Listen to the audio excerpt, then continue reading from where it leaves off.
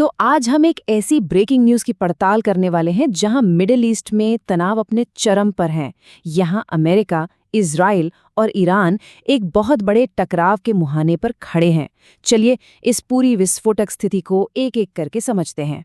Report के मुताबिक ये महायुद्ध का 24वां दिन है और अब संकट एक बहुत ही नाजुक मोड़ पर आ गया है। एक अहम डेडलाइन यानी समय सीमा खत्म होने को है और पूरी दुनिया ने अपनी सांसें थाम रखी हैं।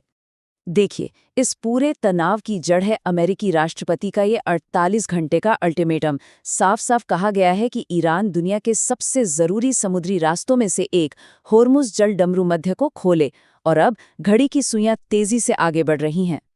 तो चलिए अब ये देखते हैं कि इस बेहद तनावपूर्ण माहौल में दोनों तरफ से कैसे शब्दों और हथियारों के जरिए अपनी अपनी ताकत दिखाई जा रही है। यहाँ सिर्फ जमीन पर ही नहीं बल्कि एक इन्फॉर्मेशन वॉर यानी सूचना युद्ध भी छिड़ा हुआ है। एक तरफ अमेरिका दावा कर रहा है कि उसने ईरान की 90% मिसाइल पावर खत्म कर दी है, तो वहीं दूसरी तरफ ईरान अंडरग्राउंड बंकरों से हजारों मिसाइलों का वीडियो जारी करके कह रहा है कि उसे कोई खास नुकसान नहीं हुआ है। और बात सिर्फ दावों तक ही सीमित नहीं है, ईरान एक्शन भी ले रहा है।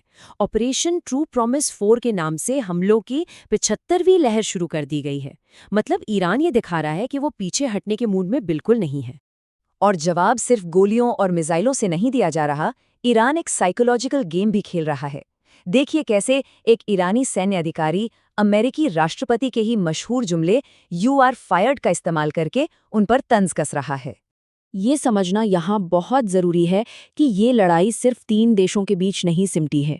इसका दायरा बहुत बड़ा हो चुका है और ये कई अलग अलग मोर्चों पर फैल गई है, जिससे हालात और भी ज़्यादा पेचीदा हो गए हैं।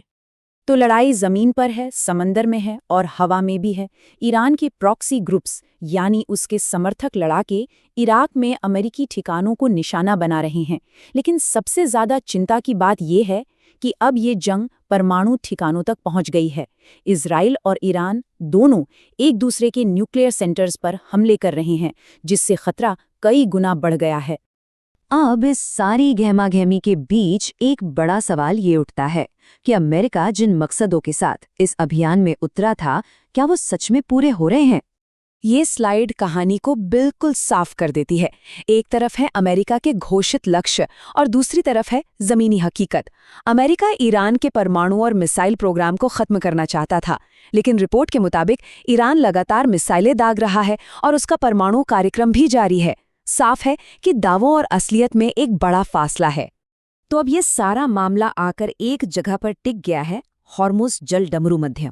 ये दुनिया का एक ऐसा अहम समुद्री रास्ता है जिसे ग्लोबल चोक पॉइंट भी कहते हैं, और यहीं पर अब असली टकराव की नौबत आ गई है। तो ये हॉर्मुज जल डमरू मध्य है क्या? असल में ये एक संकरा सा समुद्री रास्ता है जो फारस की खाड़ी को खुले समंदर से जोड़ता है। और ये इतना ज़रूरी इसलिए है क्योंकि यहीं से दुनिया की एनर्जी सप्लाई का एक बहुत बड़ा हिस्सा गुजरता है। इसकी अहमियत का अंदाज़ा इस एक आंकड़े से लगाया जा सकता है।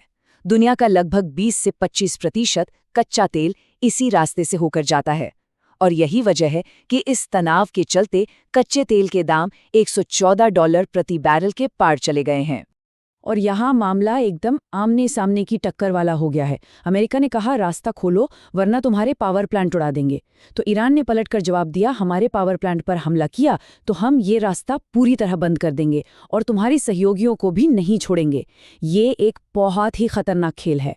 तो अब जब घड़ी में बस कुछ ही घंटे बचे हैं और कोई भी पक्ष पीछे हटने को तैयार नहीं है, सवाल बस एक ही है, इस महायुद्ध का अगला मोड़ क्या होगा? पूरी दुनिया की नज़रें हॉर्मुज पर टिकी हैं, ये देखने के लिए कि कूटनीति जीतती है या तबाही।